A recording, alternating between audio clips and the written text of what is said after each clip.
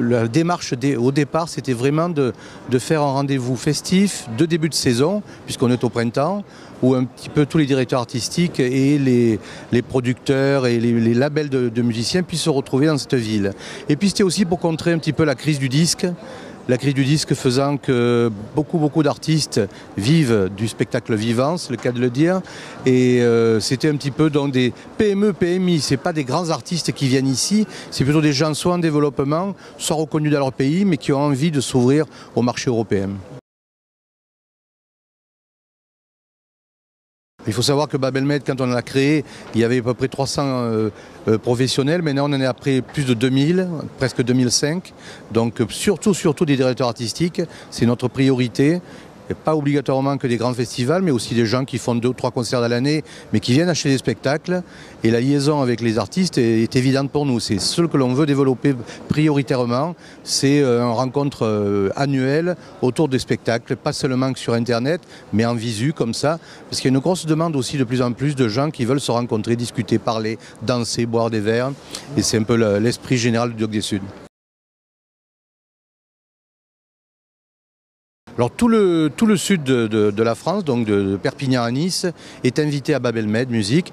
Il suffit de le demander pour justement un peu pousser les gens à programmer de la musique du monde, au sens large du terme, la musique du monde encore une fois, puisqu'il n'y a pas seulement des musiques traditionnelles, bien au contraire.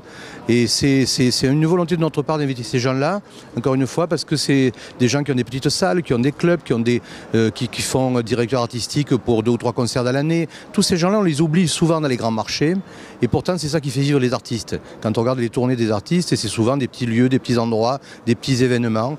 Et je pense qu'il y a un enjeu économique autour de ça, et on l'a pris à bras le corps depuis 2 ou 3 ans.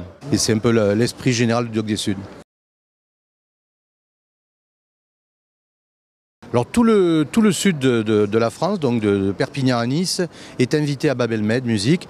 Il suffit de le demander pour justement un peu pousser les gens à programmer de la musique du monde, au sens large du terme, la musique du monde encore une fois. Les producteurs et les labels de musiciens puissent se retrouver dans cette ville. Et puis c'était aussi pour contrer un petit peu la crise du disque. La crise du disque faisant que beaucoup d'artistes vivent du spectacle vivant, c'est le cas de le dire. Et c'était un petit peu dans des PME, PMI, c'est pas des grands artistes qui viennent ici, c'est plutôt des gens soit en développement, soit...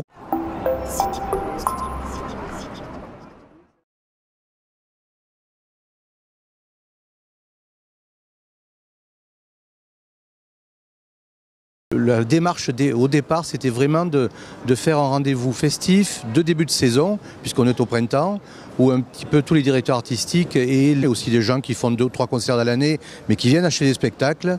Et la liaison avec les artistes est évidente pour nous. C'est ce que l'on veut développer prioritairement. C'est une rencontre annuelle autour des spectacles, pas seulement sur Internet, mais en visu comme ça. Parce qu'il y a une grosse demande aussi de plus en plus de gens qui veulent se rencontrer, discuter, parler, danser, boire des verres, connus dans leur pays, mais qui ont envie de s'ouvrir au marché européen.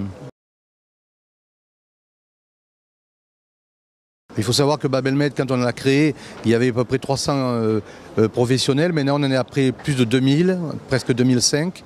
Donc surtout des directeurs artistiques, c'est notre priorité. Et pas obligatoirement que des grands festivals.